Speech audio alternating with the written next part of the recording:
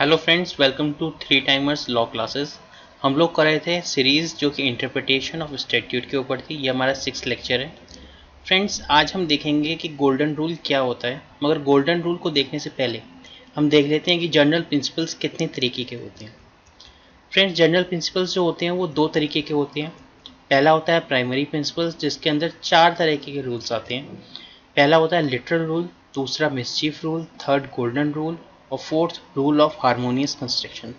Friends, second तरह का general principle होता है सेकेंडरी प्रिंसिपल्स। इसके अंदर 3 तरीके के रूल्स आते हैं, जिसमें पहला है नेसाइटर असोसी, दूसरा है एचुजडम जनरिस और तीसरा है रेलेंडो सिंगुला सिंगुलिस। फ्रेंड्स, देखते हैं कि गोल्डन रूल क्या होता है और इसका ओरिजिन कहाँ से हुआ, हिस्टोरिकल इम्पोर्टेंस क्या है, कॉन्सेप्ट क्या है इसका, एडवांटेजेस क्या है और डिसएडवांटेजेस क्या है। फ्रेंड्स, स्टार्ट करते हैं ओरिजिन से। फ्रेंड्स, इसका जो ओरिजिन हुआ था वो हुआ था मार्टिसन वर्सेस हार्ट के केस में, जो कि 1854 का केस है। इसकी जो हिस्टोरिकल इम्पोर्टेंस है वो ये है कि सबसे पहले इंग्लिश कोर्ट्स ने इंटरप्रिटेशन करना शुरू किया था। इंटरप्रिटेशन करते समय वो 3 तरीके के रूल्स यूज़ करते थे। पहला रूल था लिटरल रूल, दूसरा था मिसचीफ और थर्ड था गोल्डन। फ्रेंड्स, यही गोल्डन रूल आज हम करने जा रहे हैं। अब देखते हैं कि गोल्डन रूल को यूज़ कब किया जाता है, व्हेन इट इज़ यूज्ड।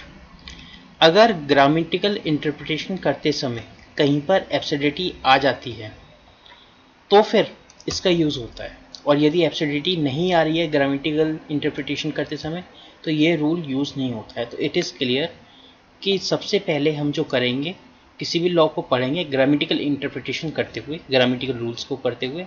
यदि उस रूल्स को करते में कहीं पे भी एब्सर्डिटी आ रही है तो गोल्डन रूल अप्लाई होगा, और नहीं आ रही है तो वही पीछे जो हम कर रहे थे यानी ग्रामेटिकल इंटरप्रिटेशन, उसी को हम फॉलो करेंगे। फ्रेंड्स, अब देख लेते हैं इसका कॉन्सेप्ट क्या है। The golden rule allows a जज to depart from words normal meaning in order to avoid absurdity from the result. यदि किसी लॉ को इंटरप्रेट कर रहे हैं हम और उसमें सारे वर्ड्स का मीनिंग प्लेन निकल रहा है, कोई भी एब्सर्डिटी नहीं है, तो हम वहाँ पर गोल्डन रूल अप्लाई नहीं करते। और जहाँ पर एब्सर्डिटी है वहाँ पर जो कोर्ट है वो उतना डाइवर्ट कर सकती है जितना कि वो एब्सर्डिटी का इफेक्ट नल हो जाए। यही कहता है गोल्डन रूल। फ्रेंड्स, अब इसमें टर्म आता है कि कितना डिपार्ट कर सकती है कोर्ट। फ्रेंड्स, डिपार्ट कर सकती है उतना जितना कि सफिशिएंट हो एब्सर्डिटी को हटाने के लिए। फ्रेंड्स, में मैंने लिखा है court will depart to extend that is sufficient to remove absurdity from the law under consideration. जो भी लॉ हम अंडर कंसिडरेशन लेके चल रहे हैं उसे ग्रामेटिकल रूल्स फॉलो करते हुए, जहाँ पे भी एब्सर्डिटी आ रही है और जितनी आ रही है उतना हम डिपार्ट कर सकते हैं और लॉ को उतना उठा सकते हैं जितना कि उसमें एब्सर्डिटी ना आए और वो सीधे plain language, plain meaning, single meaning दे पाए। फ्रेंड्स, इसको हम ब्रिटिश रूल और मॉडिफाइंग मेथड्स के नाम से भी जानते हैं। ब्रिटिश रूल इसलिए क्योंकि ये ब्रिटिशर्स ने स्टार्ट किया था, और मॉडिफाइंग मेथड इसलिए क्योंकि इसमें हम जो ओरिजिनल लैंग्वेज है उसको मॉडिफाई करते हैं एब्सर्डिटी हटाने के लिए। फ्रेंड्स, इसके एडवांटेजेस देख लेते हैं। पहला है it respects the word of parliament except in limited case.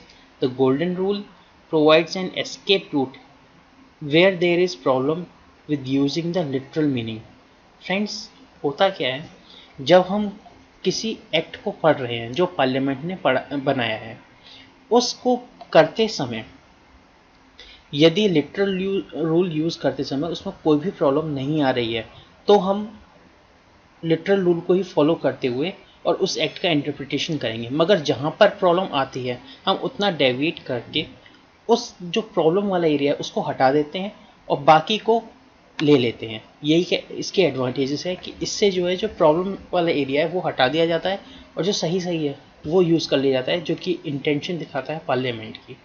Friends, second advantages है इसका, it allows just to choose the most sensible meaning where there is more than one meaning up to the word in the act or statute. Friends, यदि literal use करते समय कहीं पर कुछ ऐसा meaning आ रहा है, ऐसा वर्ड आ रहा है जिसका मीनिंग एक से ज़्यादा है, तो कोर्ट के पास पावर होती है कि वो उसका सही मीनिंग जो कि उस जगह पे सटीक बैठ रहा है उसको ले सके। फ्रेंड्स, डिसएडवांटेजेस देख लेते हैं। पहला है there is no real guidelines as to when it can be used. Friends, generally कोई गाइडलाइन नहीं है कि कहाँ पर ये रूल यूज़ किया जा सकता है। ये सिर्फ बनाया हुआ है कि हाँ एब्सर्डिटी है तो इस रूल को यूज़ किया जाएगा, मगर ऐसा कहीं पे लिखा हुआ नहीं है, इस कहीं भी स्टेटेड नहीं है कि एब्सर्डिटी है तो ये रूल यूज़ होगा ही होगा। ये हमेशा डिस्क्रिप्शन रहती है कोर्ट की। फ्रेंड्स, सेकंड है what seems to be absurd to one judge may not be to another. This means a case outcome is decided upon the judge rather than the law. Friends, हो सकता है एक जज को जो absurd लग रहा है वो दूसरे जज को ना लगे। एक जज को लग रहा है कि ये नहीं सही लैंग्वेज नहीं है, ये सही इंटरप्रिटेशन नहीं दे रहा है, और दूसरे को लगे कि नहीं ये तो सही दे रहा है। तो ऐसे केस में ये निकल के आता है कि गोल्डन रूल जो है एज पर लॉ नहीं है, एज पर जज चलता है। जज टू जज वेरिएट करेगा कि वो गोल्डन रूल अप्लाई करेगा या नहीं करेगा।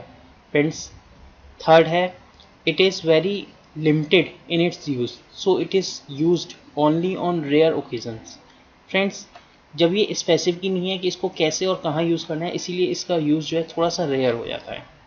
एंड फोर्थ है it's not always possible to predict when court will use the golden rule, making it hard for lawyer and people who are advising their clients.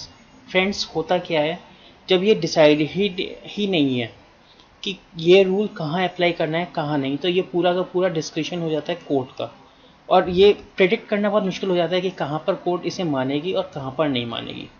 Friends, इसका एक example ले लेते हैं, ली वर्सेस नैक का केस। Friend, law state करता है कि as per section 77 subsection 1 of road traffic act 1960 a driver causing an accident shall stop after accident.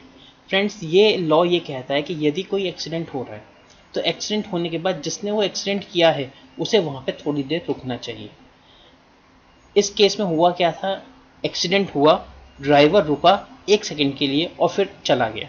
तो कोर्ट ने ये हेल्ड किया अप्लाइंग दिस रूल डेट वो जो रुकना था वो एडिक्वेट रुकना नहीं माना जाएगा, उसे रीजनेबल टाइम के लिए रुकना चाहिए था, जितने टाइम में कि वहाँ पे जो आसपास के लोग हैं वो उससे अगर इंक्वायरी करना चाहें, उससे जानना चाहें कि ये एक्सीडेंट आपने क्यों किया या किस हालात में ये एक्सीडेंट हो गया, तो उन्हें वो मौका दिया जाए। फ्रेंड्स, देख लेते हैं आज हमने क्या क्या किया। सबसे पहले हमने किया इसका ओरिजिन, मार्टिसन वर्सेस हार्ट के केस में हुआ था 1854 में। फिर हमने देखा इसकी हिस्टोरिकल इंपॉर्टेंस है कि ये ब्रिटिश कोर्ट्स ने जो 3 रूल बनाए थे उसमें से एक रूल है। फिर हमने देखा कि ये कहाँ अप्लाई होता है, ये वहीं अप्लाई होता है जहाँ पे एब्सर्डिटी आ जाती है लिटरल रूल या ग्रामेटिकल इंटरप्रिटेशन करते समय। फ्रेंड्स, फिर हमने इसका कॉन्सेप्ट देखा कि एब्सर्डिटी को हटाने के लिए कोर्ट चाहे तो डाइवर्ट हो सकता है और उस एब्सर्डिटी को निकाल सकता है, इसी को गोल्डन रूल कहते हैं। फ्रेंड्स, फिर हमने देखा it is also known as British rule, क्योंकि ये ब्रिटिशर्स लेके आए थे, और मॉडिफाइंग रूल क्योंकि इसमें जज के पास पावर होती है मॉडिफाई करने के लिए, इसलिए इसे मॉडिफाई रूल भी कहा जाता है। फ्रेंड्स, फिर हमने देखे इसके एग्जांपल्स और एडवांटेजेस और डिसएडवांटेजेस। फ्रेंड्स, ये था मेरा आज का लेक्चर। मेरा लेक्चर देखने के लिए thank you. Friends, next lecture जो मेरा होगा वो हार्मोनियस कंस्ट्रक्शन के ऊपर होगा, और आप मेरे ये 2 वीडियोज़ भी देख सकते हैं और ज़्यादा अच्छे समझने के लिए। Thank you.